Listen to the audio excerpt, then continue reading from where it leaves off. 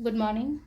Ngasigi runes ki reading haipetang yengse ko haidi runes ki se keno se khoi symbol ki se ko adu se da group 1 group 2 haina khaido se ko haidi number 1 khansira natraga number 2 ko haidi 1 dana 1 gi group lere 2 dana 2 gi group lere ko adu 1 or 2 se ai gi mind da hana thambiro ko karamba khansigi haibado adu ki matung ina haidi sidagi lakpa khoi gi keno se message haira se ne ko nomage adu haipetang yengse ko ado group 1 gi ko group 1 gi sida leire ko group 1 gi sida leire ahamba gi se ko aduga group 2 na sida leire ko 1 khanba ngai gi na f ko 1 keno to bage na x ki type ta mala ko silai symbol sa ahambagi symbol ko ahambagi symbol se sida lai se haidi ngasi gi oina haragadi thabak tawruba kholubada haidi mai pak pani khangde natraga nungai ba hai tare ko happy oibado adu ma leire ko aduga haidi paisa nungsa gi matang da su ko haidi paisa nungsa changak pokhot pa adu duma so oi aduga polam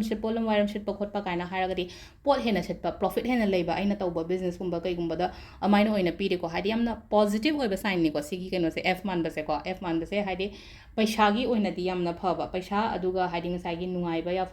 haidi happiness kari kra su gumba me am se loina indicate toy ko se lei se ko aduga moreover success hai tare ko aina thaba ma chattoine exam ma thaba chattoine ko toine kana haragadi success ma so phajana piri ko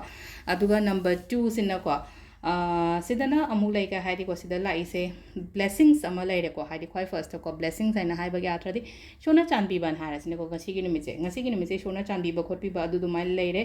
gift kumba kai gumba adu mai na adu ma so lai re ko gift na ha gift hai ba ya athadi ngasai gi packing wrap tawraga lakpa gift na gift khatang na te ko haidi mi na mating ama kari ma hai tare wakhal dani khangde ena ta ka gi any advice dani khangde ama dani khangde adu mai na tawrpo du adu gift makhala mane engon ta takpi ba tambiri ba khotpa adu ma mayam du su ko adu lai re ko aduga mi fazana welcome taw ko hadi yum da mi gumba la aga di fazana welcome gumba kai gumba taw bi ba si sina ingon da amuka hena pha pa oi ko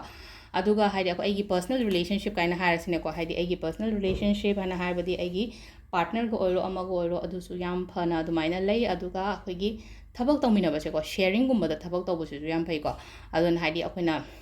sidasu chamana na hadi partnership ta imana ba natraga imana bi gumba hadi partnership ta thabak tawmina ba le gadi hadi mutually beneficial oibado hadi mutual benefit haris ne ko hadi animak ta dum kana ba oibado natraga na thabak tawba hadi thabak tawra hadi ngai employee plus magi employer kari kra adu hadi aina thami ba mi du su kana ba ingon du su kana ba adu maina gumba oina oi ko ada sida lere khoi gi ngasi gi oina runes ki reading se su ma'am thank you